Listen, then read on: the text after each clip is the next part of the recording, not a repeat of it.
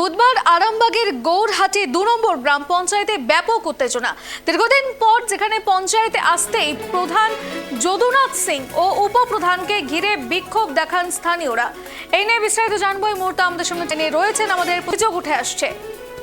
দেখো সেন্সুরি, একদমই তোমায় জানিয়ে রাখি, রাজ্যে বিজেপি সরকার ক্ষমতায় আসার পর থেকেই আরামবাগ মহকুমার বিভিন্ন পঞ্চায়েতে প্রধান বা উপপ্রধানদেরকে পঞ্চায়েতে আসতে সেরকম দেখা যায়নি। ঠিক একই ঘটনা আরামবাগের গৌরহাটি 2 গ্রাম পঞ্চায়েতের প্রধানের বিরুদ্ধেও সেই অভিযোগ উঠেছিল।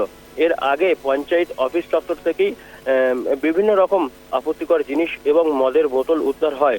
তারপর থেকে কিন্তু এলাকায় ব্যাপক চাঞ্চল্য সৃষ্টি হয়, স্থানীয় মানুষরা ক্ষিপ্ত থাকে।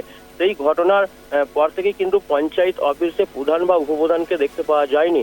সেই নিয়ে কিন্তু দীর্ঘ কয়েকদিন কেটে যাওয়ার পর আজ বুধবার যখনই পঞ্চায়েতের প্রধান ও উপপ্রধান পঞ্চায়েত অফিসে আসে, স্থানীয় মানুষরা তাদেরকে দেখতে পেয়ে বিক্ষোভ দেখায় এবং তাদেরকে ডিম থেরাপি শুরু করে। তারপরেই সেই ঘটনার থেকে ছুটে পালিয়ে যেতে চেষ্টা করে প্রধান এবং উপপ্রধান। স্থানীয় মানুষজন তাদেরকে কিন্তু দড়ি দিয়ে বেঁধে রাখে। ঘটনাস্থলে কিন্তু ব্যাপক চাঞ্চল্য সৃষ্টি তৈরি হয়। খবর দেওয়া হয় আরামবাগ থানার পুলিশকে।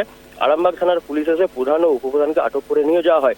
এই সম্পূর্ণ বিষয় নিয়ে কিন্তু গৌরহাটি 2 গ্রাম পঞ্চায়েত চত্বর এলাকায় কিন্তু ব্যাপক চাঞ্চল্য সৃষ্টি তৈরি হয়েছে। এর আগে এই প্রধান বা উপপ্রধানের নামে বিভিন্ন রকম অভিযোগ, মহিলাদেরকে অশ্লীল ভাষায় গালাগালি, খিস্তি থেকে শুরু করে তোলাবাজি থেকে শুরু করে বিভিন্ন রকম অভিযোগের কিন্তু এই প্রধান বা উপপ্রধানের নামে রয়েছে। ধন্যবাদ তন্ময়। যে খবরের দিকে আমাদের নজর রয়েছে, আরামবাগে প্রধান এবং উপপ্রধানকে লক্ষ্য করে ডিম থেরাপি উত্তেজিত জনতার। প্রধান এবং উপপ্রধানের বিরুদ্ধে একাধিক অভিযোগ, দুর্নীতি এবং অত্যাচারের অভিযোগ উঠেছে। প্রধান এবং উপপ্রধানের বিরুদ্ধে ডিম থেরাপি উত্তেজিত জনতার। আমাদেরকে দুর্নীতির জন্য প্রধানের কোনো কোয়ালিফিকেশন আছে? ও কি অবধি পড়াশোনা করেছে? একজনের সিট পাওয়ার কথা ছিল, আরেকজন পেয়েছে সিটটা। তাহলে এইটা কি ঠিক হচ্ছে? আমাদেরকে মেয়ে নিয়ে উল্টো পাল্টা নোংরা জিনিস পেয়েছে, দেখেছেন সেটা?